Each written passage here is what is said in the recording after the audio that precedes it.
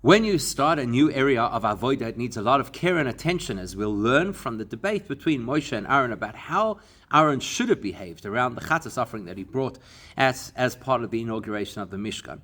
So what happened? Al Pasuk, in the Pasuk in this week's parasha that tells us Vasira Chatas Dorish Moshe bin Soyaf, that Moshe did a little bit of investigating about the Chatas offering, and he found that Aaron had burnt it. Amr Chazal, so firstly as backdrop, the Chazal tell us Shemini lamiloi mikriv Aaron Abanov, on the 8th day of preparing the Mishkan, which is the first day of inaugurating the Mishkan, Aaron and his sons brought Shloisha Sir Chatois, 3 goats as Korban Chatas offerings. One is Sirizim that they brought themselves, a goat as a Chatas. The other is Seir Nachshon.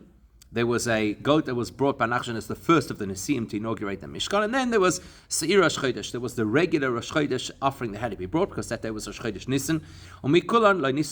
Out of all 3, only one of them was burnt, meaning the other 2 were eaten also by the Kehanim. Which one? Seir Rosh Chodesh, the goat that was brought for Rosh Chodesh. Valkein, because Aaron burnt it rather than partaking of it, Moshe was upset, and he said, he said, why did you, Aaron, and your sons not eat from the meat of the Chatas? To which Aaron responded, Aaron, today I brought all these carbonos, but something happened to me also today, which was the loss of his 2 sons. And I should eat a carbon chatas while I'm in this position, which in a moment we'll see is that he was considered an oinen. That would please Hashem. Moshe heard what he had to say, and it satisfied him. So Echad Mibiruch Hazal B'Shakre V'Tarya Kan Bei Moshe and Aaron. So there are various analyses of what the nature of the debate was between Moshe and Aaron. One of which is you have Moshe arguing that actually the Kohanim should have eaten some of the meat of the korban, which was the Chatas of Rosh Chodesh. Aaron, or should they have gone according to Aaron's opinion, which was to burn it as if it was almost like an oila offering. What's the source of the debate? Because Aaron and his family were in the first stage of mourning because they had lost their sons or brothers, Nadav and Avihu, and in that first stage of mourning, a person who's in Aninus is not permitted to eat karbanos. The only thing is, it's just that a couple of psukim earlier, with regards to the other 2 goats, Moshe told them very clearly that you're supposed to eat these karbanos, because that was a direct instruction that I was given, which Rashi explains, that the direct instruction was that you can eat these karbanos even when you are an oinen. The big question was, when it comes to the 3rd korban, which was not specific for that day, it was the beginning of what would become a monthly korban, the Seir of Rosh Chodesh, there, Moshe and Aaron, that's where there was difference of opinion between Moshe and Aaron. Moshe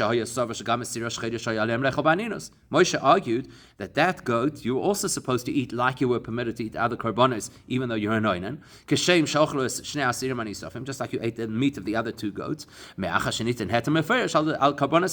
Moshe said there's a special dispensation for the karbanos of this day. That's what I was instructed by that you eat these karbanos even when you're mourning. Whereas Aaron had a different view, and he responded to Moshe saying, maybe the permission that we were granted to be able to eat from these karbanos is only from the karbanos that are unique to today. Sirizim, our goat that we brought, or Sir Nachshon, and the goat that Nachshon brought as the first of the Nesiim. But if you're going to now tell me that the same heter applied also to a korban, that would be generational, in other words, the korban of Rosh Chodesh, which is not only for today, it's for the rest of Jewish history, then I'll argue, Kal v'chomer mimaiser.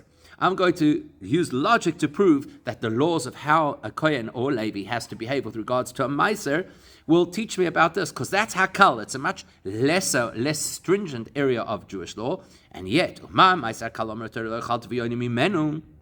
what does a person have to make as a declaration? When they come to bring not only Meiser, but Meiser Sheni, they come to the Beis HaMikdash to Yerushalayim, and they say, they have to make a declaration, I did not eat of this Meiser when I was in a state of Aninus. So if that is Meiser Sheni, which is open to the public, surely then we have to have the same restriction about a korban, especially a korban that is going to be for perpetuity, that we're not allowed to eat it if we're in a state of mourning. That's the debate. Moshe heard his argument, and it was satisfying to him. Moshe acknowledged without being embarrassed to say, Loi shamaiti. I didn't hear this halacha, or ella shamaiti v'shachachti. I heard it and I forgot it. And we'll see a little bit later in the Sikha that there are actually 2 views of what exactly Moshe said. So now we need to understand what is the halachic background to this debate. First of all, why did Aaron have to get into so much detail and say, why does he have to build this logical construct that kal v'chomer, if ma'aser sheni, you're not allowed to eat when you're in a state of aninus, how much more so a korban? Surely Aaron is not schooling Moshe in what the laws are of mourning. That a person who is an oinen is not allowed to eat karbanis or anything which is sanctified. Because we know that Moshe knew this information. Even in this context of this situation, the fact that the Eibishter had to give him this dispensation, that I was given an instruction that you're allowed to eat the korban. The fact that the Eibishter had to give them a special permission to be able to eat the other korbanos, that implies that everybody knew that you're not allowed to eat a korban normally when you're in a state of aninos. So why does Aaron have to give him this whole explanation? If that's the case with Ma'aser, for sure here. And if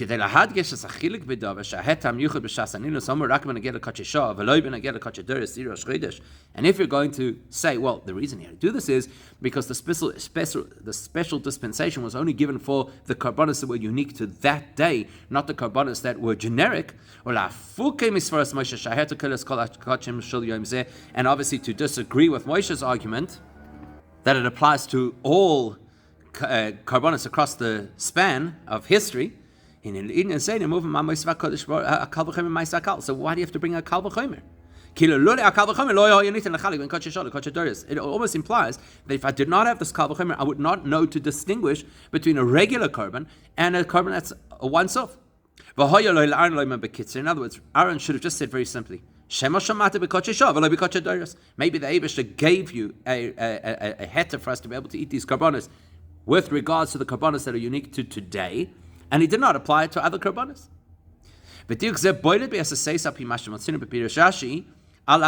In fact, this distinction between just saying things simply, look, this is a korban for today compared to regular karbanos, and instead giving us this whole kal v'chomer is really glaring in Rashi's explanation. Rashi quotes this debate between Moshe and Aaron. That Aaron said there's a distinction between the karbanos that are especially for today and other karbanos. And Rashi did keep it succinct, and he said very simply, would it be suitable in Hashem's eyes? He says, if you have heard that there is a dispensation for the karbanos of today, don't jump to the conclusion that that extends to all karbanos. Without getting into this whole kal v'chomer from Ma'aser, why did the Gemara bring that kal v'chomer? Well, it turns out that the clue lies in the language that Rashi chose to use, which you'll notice is different to the language the Gemara used. And now let's go back and pay attention to the language Rashi chose. He said, if you have heard a dispensation that you're allowed to eat the karbanos of today, even though you're mourning, that doesn't give you the capacity lehakel to be lenient with other karbanos that are more long-term karbanos. Now, look, Rashi said you cannot be lenient. He didn't say you cannot learn the law from today's karbanos to the regular karbanos, which would have implied that there is no comparison between today's special karbanos of the inauguration and regular karbanos. That tells us that Rashi is indicating the reason you should not compare the rules of the korban, which is for today, with the rules of the karbanos, which are across general karbanos. That means it's not because today you were given special permission to eat special karbanos, which obviously you can't compare to any other ordinary situation where you're not given those dispensations.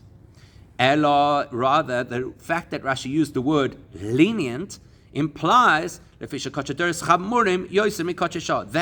that a korban which is going to be in the long term, like the Rosh Chodesh korban, is more strict than a korban that's only for one day. Which explains Rashi's logic. If you're given a leniency for today's korban, well, that's because it's a lenient korban. You cannot apply that leniency to a korban which is for the future, because that is a more strict korban.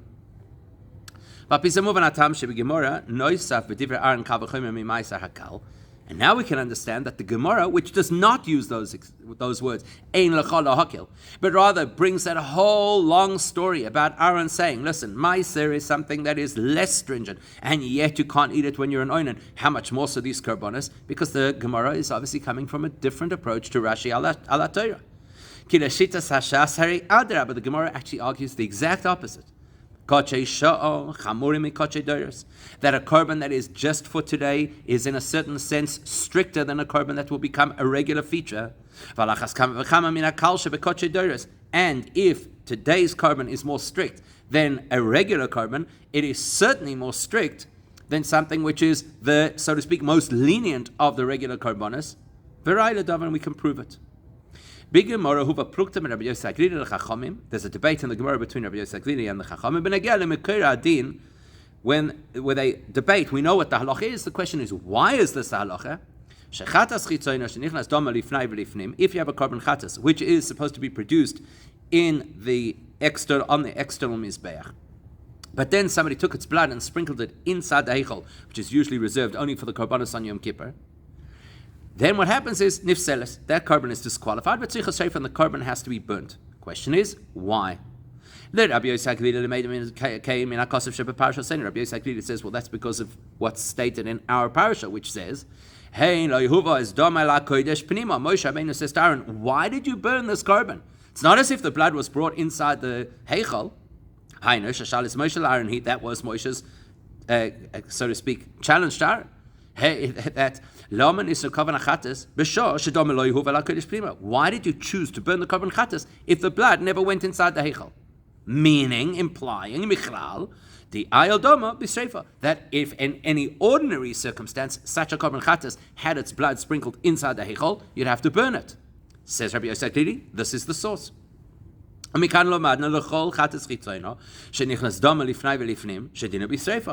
we learn that any korban chatas that the blood was taken inside the Holy of Holies, the holy environment of the Beis HaMikdash, has to be burnt. Yet, interestingly, the Chachamim learn the same halacha from a different source. Like Rashi points out. And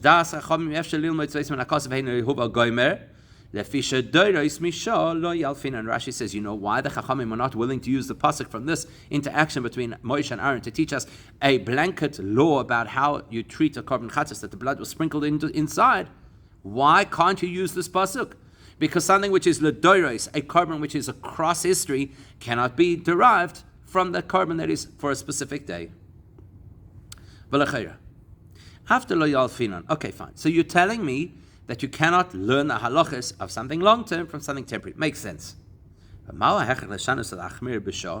What's the logic to say that if you can't learn, you're implying that a regular korban chatas may not have these same laws? Okay, we know that is the halacha. The halacha is that a korban chatas that the blood is sprinkled bifnim has to be burned. But the fact that you can't learn it from this pasuk, why can you not learn it from this pasuk? Because there's something about the korbanos of this day which is stricter than a regular korban. Which implies that the Chachamim do believe that, generally speaking, those korbanos that are unique to this day of inaugurating the Mishkan are stricter than korbanos that apply across history. That's why,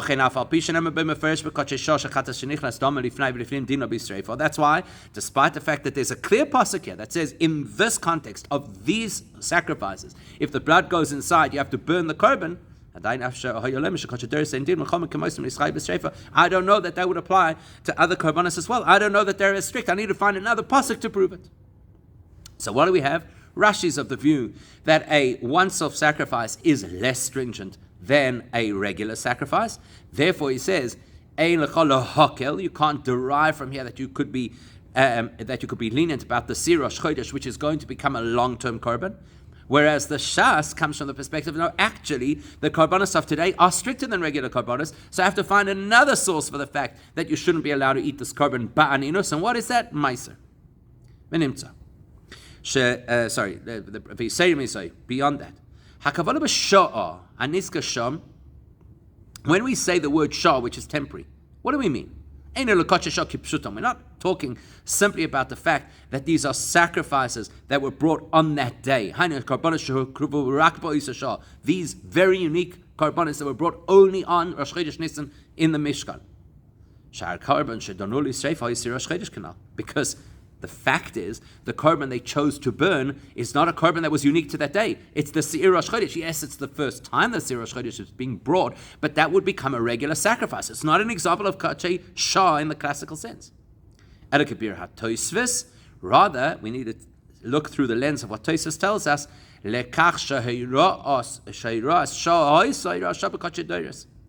that there was a special dispensation given temporarily that affected also a korban which was not a temporary korban.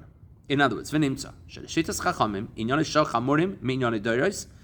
perspective of the Chachamim, which as we shall see is the perspective of the Gemara, is that something which is temporary is stricter than something which is regular, ad kedei kach, to the extent that even when you have a temporary dispensation for a regular korban, in this case, the Seir Rosh Chodesh, that you're allowed to eat, even in Aninus, Seir Rosh Chodesh Shemini Lemiluyim, I can't even learn from that particular Seir, which is a Seir Rosh Chodesh, which is a long-term korban. I can't learn the halacha of other korbanos, even another Seir Rosh Chodesh in the future, because this particular korban is unique. It is strict. So, if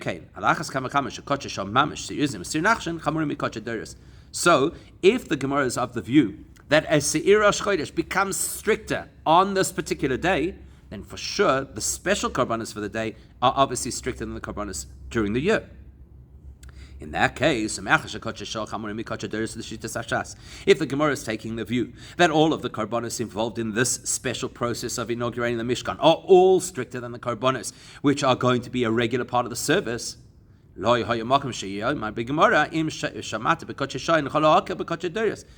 the language that Rashi used could never fit with the opinion of the Gemara. If you've learned that you are allowed to eat these karbonos even while in Aninus, which is apparently a special dispensation, then you could also be more lenient in other karbonos. That logic doesn't work according to the Gemara, because if the stricter karbonos of the day of inaugurating the Mishkan, you're still allowed to eat in Aninus. Then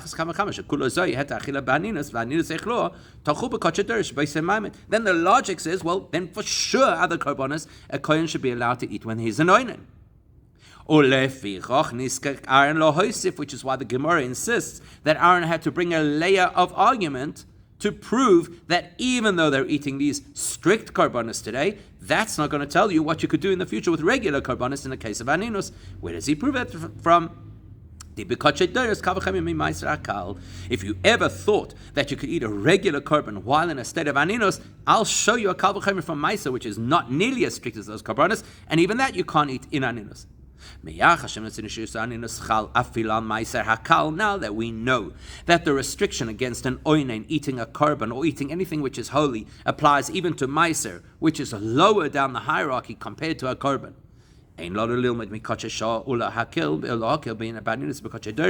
That's why I can't say, well, look at this. You got these really strict karbonos that are being brought on the day of the inauguration of the Mishkan, and they're allowed to eat it baninus. Apply that to other karbonos? No, meiser will catch me and sort of reel me in, so that I know that that's not the case.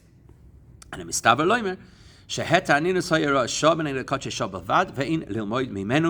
therefore, what really happens over here, the Gemara tells us, is there was something unique that occurred on that day. There was a special dispensation for that day. It has no bearing on how you behave with karbonos any other day. So what do we got? We got Rashi saying that Kachei Shah, for some reason, are less strict than Kachei Doros, and therefore, just because you can eat Kachei Shah does not mean you could apply it to Kachei Doros in Aninus. And the Shah saying, no, actually, Kachei Shah are stricter, and therefore the only reason I know that you can't eat other karbanos in a state of Aninus is from Meiser. Okay, Avaladain in a move, and it's still not clear. Mawa has beri pluktazoi. What lies at the heart of this debate?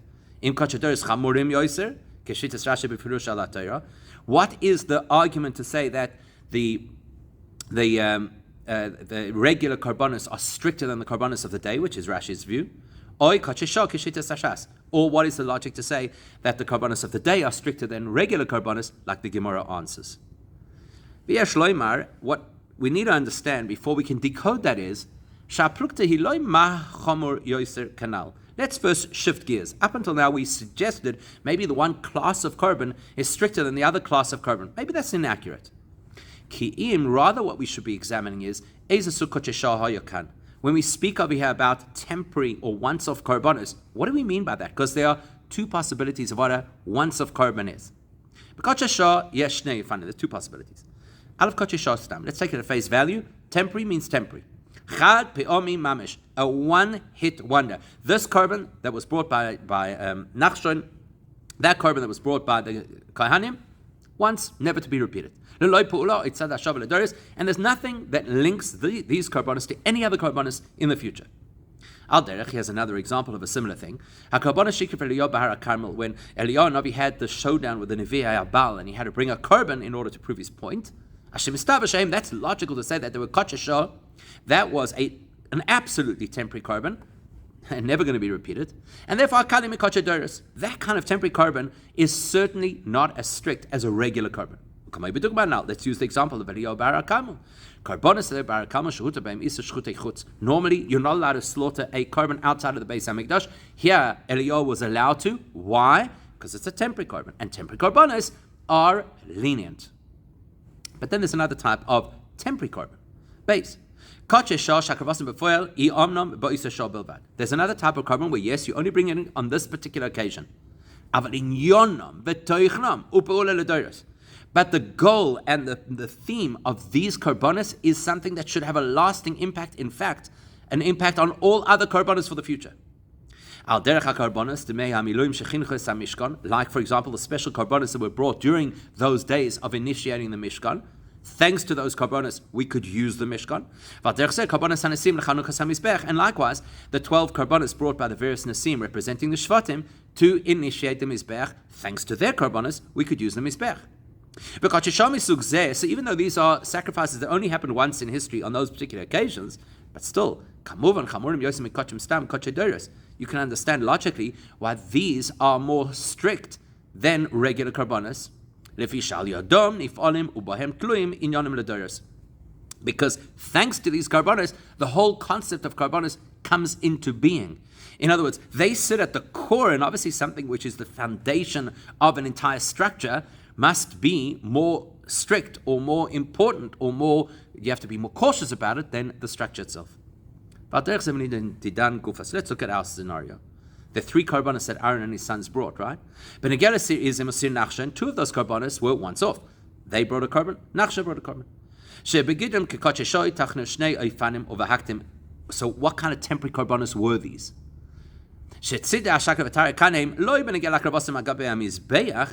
So we're not only going to analyze what kind of role do they play on the Mizbech as a korban, but there's another facet which is really important, which is the core of the debate between Moshe and Aaron, the fact that the Kohanim are supposed to eat some of that korban.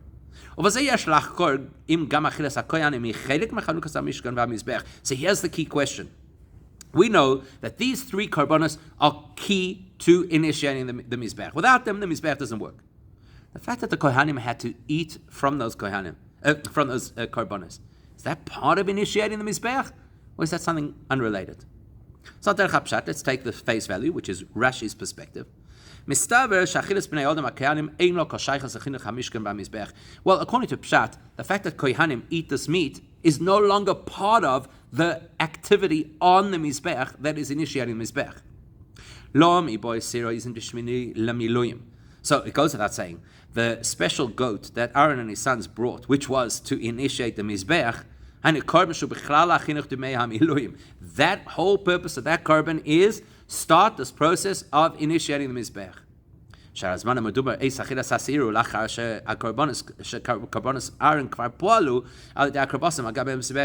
Well, that's very logical. By the time they sit down to eat the meat of the korban, the Mizbech has already been initiated. The goal has been achieved. So the eating has nothing to do with that key foundational process of initiating the Mizbech. And it was done to the fullest extent As Moshe Rabbeinu told them, you bring those karbanos, the Shechina will enter the space. They brought the carbon, the fire flew out of him and consumed the carbon, indicating the Shechina is there. Now when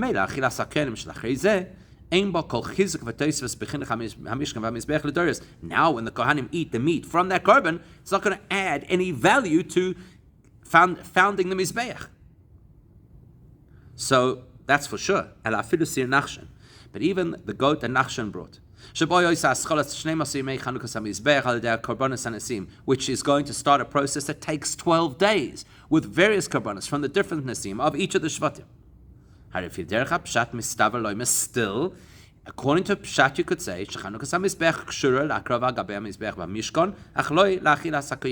if your goal is to initiate the Mizbeach, then surely that is done by putting the korban on the Mizbeach. It is not done by putting meat of that korban into the mouths of the Kohanim. Therefore, Rashi's approach in his Pirush on the Torah, which is Pshat, he'll say, the part where the Kohanim eat from this carbon has no bearing on the future of karbonos. That's a once-off thing that happened on this particular day, that they ate the meat of that particular carbon. So therefore Rashi is saying their participation puts them in the class of something completely temporary, which is far more lenient than a regular carbon. Therefore Rashi's approach is, if you heard that you Kohanim are allowed to eat the meat of those karbanos, even while you're in Oinen, that's because the eating of those karbanos is not pivotal to the whole process of inaugurating the Mishkan. It's completely chad piyami.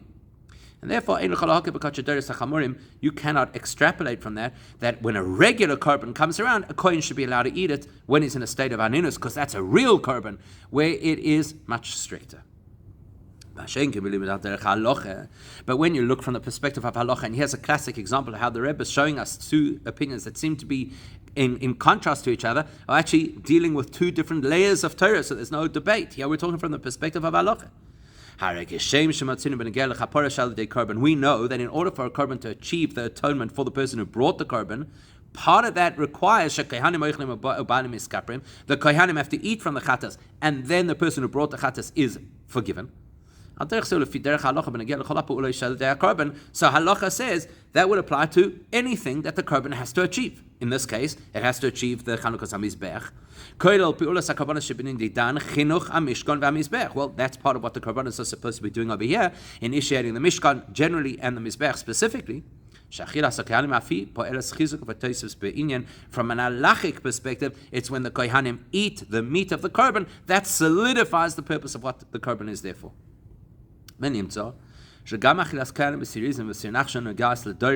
Therefore, from the Gemara's perspective, from an halachic perspective, the kohanim eating from the meat of these karbonos, even though the karbonos are once off, but these karbonos set the tone and create the foundation for all future karbonos, the kohanim eating is part of that foundational experience. And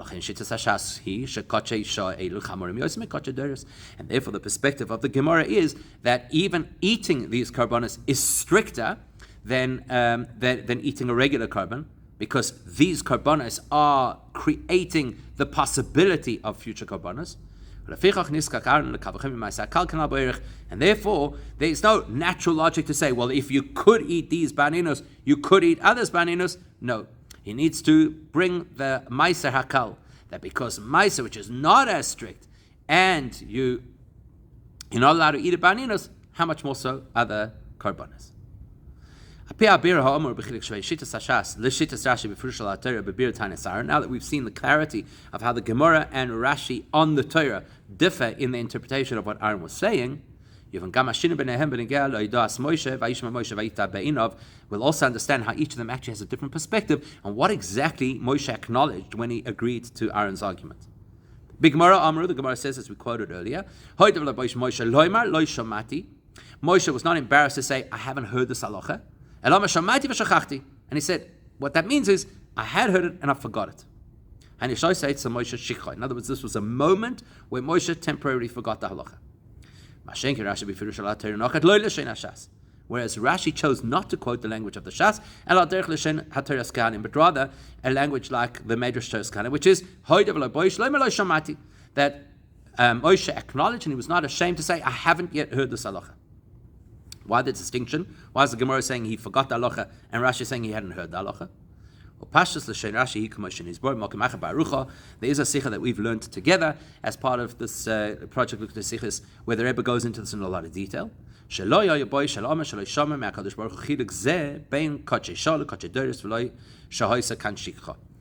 according to Rashi, Moshe Rabbeinu was very comfortable to acknowledge, I haven't heard this halacha from Hashem, rather than to say, as the Gemara suggested, that he heard it and he forgot it.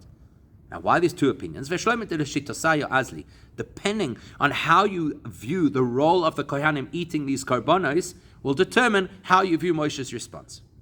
Leshitas Ashas, the Gemara's perspective, which was Shekol Yesoida Shal Aaron Hu Hakal V'Chayim Meiser Hakal, where Aaron said, look, you cannot derive from these karbonos how you should behave with regular karbonos. Therefore, I have to introduce another area of halacha, which is that you cannot eat meiser ba'aninos, and from that I'll learn a kal v'chomer that you cannot eat a regular carbon ba'aninos.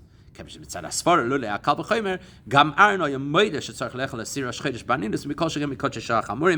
as we've illustrated, if the kachei shah, which the Gemara argues are stricter karbonos, you're allowed to eat in aninos, then the logic would say you could eat regular karbonos ba'aninos, and that's why I need the meiser to prove that that's not the case. So why didn't Moshe agree with that or give the same argument? Because in that moment, in that conversation, Moshe temporarily forgot the halacha of Meiser Hakal. And obviously, if Moshe wasn't thinking at that moment about the halachas of Meiser, he wouldn't be able to extrapolate the rules of how Meiser translates into a regular carbon, that you cannot eat it ba'aninos. So, Shikha works. But Rashi is taking a different perspective. According to Rashi, the distinction between Moshe and Aaron's approaches is a svara, it's a whole logical construct. Moshe is coming from the perspective the Eibishter gave a dispensation for this day, but to Shemini l'miluim, because it's the 8th day of preparing the Mishkan. Because there's a heter for the day. Surely there's no reason to distinguish between that heter for a carbon that is only for today or a carbon that will become part of the regular service, the carbon Rosh Chodesh.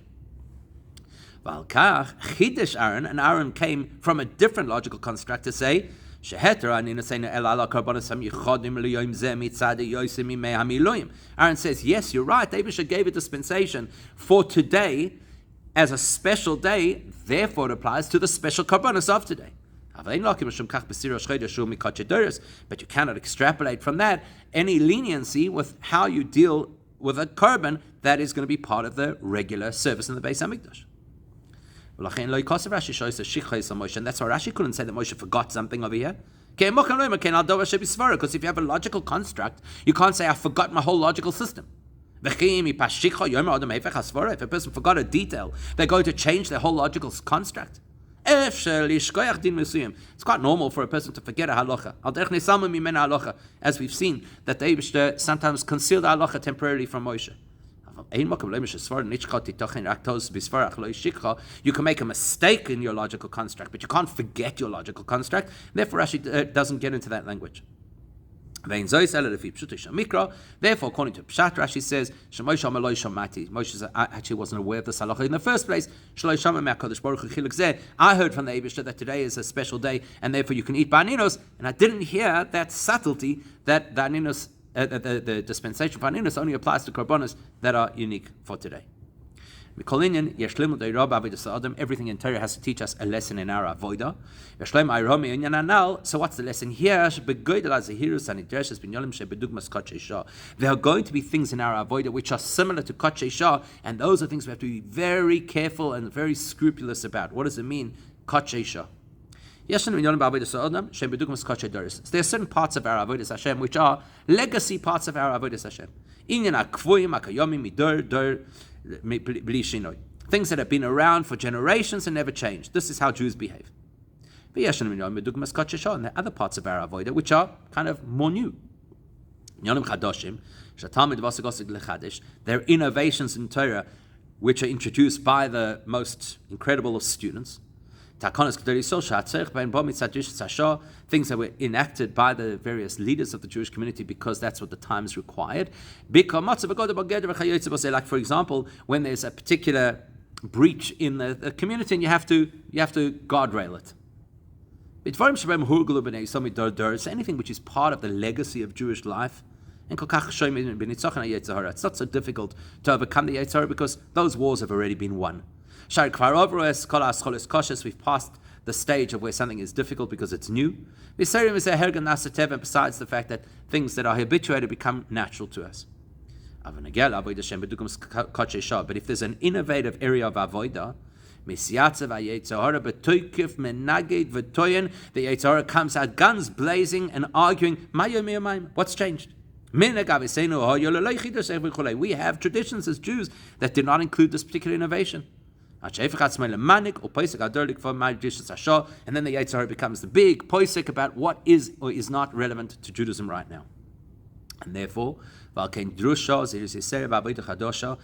there's a new area of Yiddishkeit that we have to implement, it needs a lot of attention and a lot of care. Especially if it's something which is not just for now, but it's something which is going to build a foundation for how Judaism has to be going forward. That needs a lot more care and attention than the kind of avodah that we're used to doing, which is, as we've compared it, to the legacy karbonis. That's what the Gemara's perspective on the story of Aaron teaches us. The idea of being allowed to eat the karbonis of that day while in mourning, compared to in future generations where that had to be burnt, that was an instruction for that day only. But the way you behave normally has to be completely different. If so, on that day you were given permission to be lenient in a temporary innovation of Judaism, but generally they're more difficult. They need greater scrupulous behavior, greater attention. Even if there's an area of spirituality where we've been allowed to eat, and we'll see in a moment what eat means, to eat the carbon, these carbons you're not allowed to eat. Look at this as an example. The very first carbon that Aaron had to bring to initiate the Mishkan, which is par lechatos, a bull as a carbon chatos, lo yochal, he didn't eat it. Kedin chatos to kochedoros, even though in the future a kohen eats from a carbon chatos. And it is so it had to be burnt completely. What's the lesson? The reason is, when you're dealing with a legacy part of Judaism that the Yetzer Hara is not fighting against, you're allowed to permit yourself a little bit of personal pleasure. Eat some of the carbon. Let it work for you. Let it speak to you. Have a little bit of pleasure. Allow the physical body even to enjoy some pleasure.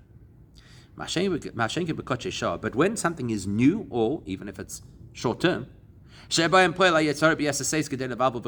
Yetzer Hara is going to pull out all stops to try and derail us, you've got to be so careful not to eat, in other words, not to indulge in something that's not yours. The minute it becomes personal, I enjoy this, it talks to me, especially if it becomes a physical pleasure, that opens the door for the Yetzer Hara. Oh, you're talking my language. I like things that speak to me, that service me. That's why the initial stages burn the carbon, which implies bittul legamrei. If there's a new area of Judaism, it's got to have absolute bittul. What does it mean practically? Here's an example for our generation. We know from all of the signs at the end of the Gemara Sota, we are literally in the last moments before Mashiach arrives. Like the Frierdiker Rebbe said, that the Pasuk tells us Mashiach is standing behind our wall. Says the Frierdiker Rebbe, the Pasuk also says that the wall is cracking and it has windows and gaping holes. Therefore, what is the call of the hour? Prepare ourselves and everybody around us to greet Mashiach. So this is a new area of avodah. We have to know. We have to be very careful and really on the ball of a hechek lasik bo b'mloi amasir v'anasirim b'chol meidecha. We have to engage in this avodah with every fiber of our being. If you're talking about the karbonos that are regular, the legacy avodah, you can go through a very logical, staggered approach. You don't have to lose yourself completely. You can appreciate the avodah that you're doing. You can even have physical pleasure from it. Either from the mitzvah or from the fact that you're serving Hashem. But when you talk about the call of the hour, which is to prepare for Mashiach, which is similar to this idea of a temporary avodah, you have to know that this is the pressing issue of the hour that overrides all other considerations. Which is why every single person has to invest all of their resources and energies and capacity into this beyond any sense of limits. You should be so invested in this until to the extent you lose yourself, like the carbon that gets completely burnt up. It's that enthusiasm and investment that will bring the revelation of Mashiach. Which means that Mashiach is going to come, so to speak, with Hesach HaDas. It doesn't mean we lose focus or we forget about Mashiach. It means it's completely beyond Das. We operate at a level that is beyond our understanding. Matzosi David Avdes. The pasuk says, "I found." You find something that you don't expect. And that shall happen with the ultimate gula that should manifest immediately.